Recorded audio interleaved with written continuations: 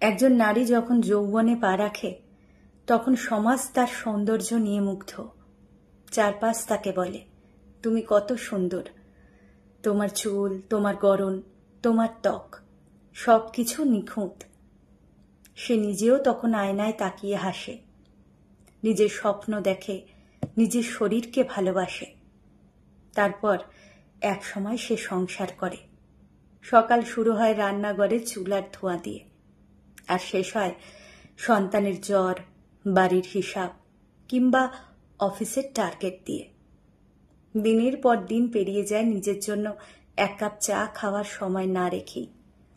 গর্ভধারণের সময় তার শরীর বদলায়, হরমোনের কারণে চেহারায় ফোলা ভাব আসে, ওজন বাড়ে, ত্বকে টান পড়ে, স্ট্রেস মার্কস আসে।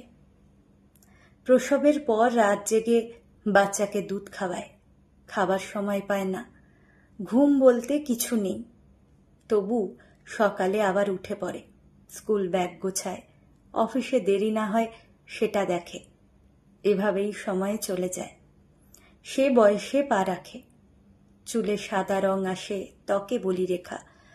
তখন সমাজ আর বলে না তুমি সুন্দর, বরং বলে নিজের দিকে একটু খেয়াল রাখো, ফিটনেস ঠিক রাখো।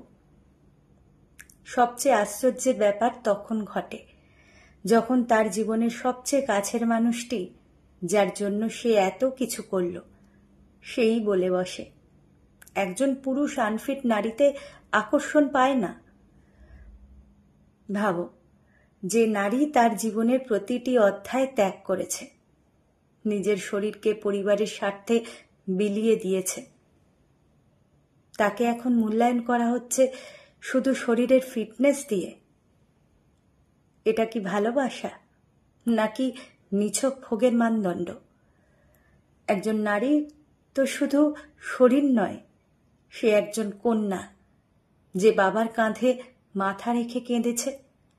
সে একজন মা, যে নিজের শরীর ছিঁড়ে সন্তান জন্ম দিয়েছে। সে একজন স্ত্রী, যে নিজের স্বপ্নগুলোকে স্যাক্রিফাইস করে স্বামীর স্বপ্নে বিশ্বাস রেখেছে।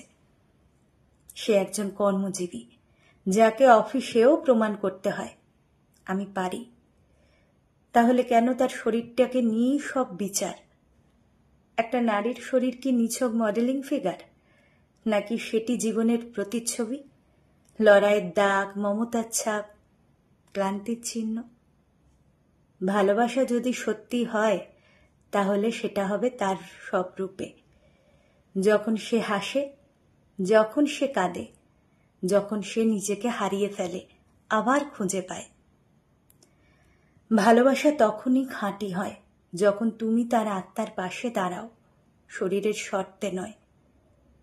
ভালোবাসা মানে যখন সে নিজেকে ভালোবাসতে ভুলে যায়, তখন তুমি তাকে মনে করিয়ে দাও, তুমি আজও আমার কাছে ঠিক ততটাই সুন্দর যতটা ছিলে আগে, কারণ আমি তোমার শরীর নয়, তোমার জীবন দেখেছি।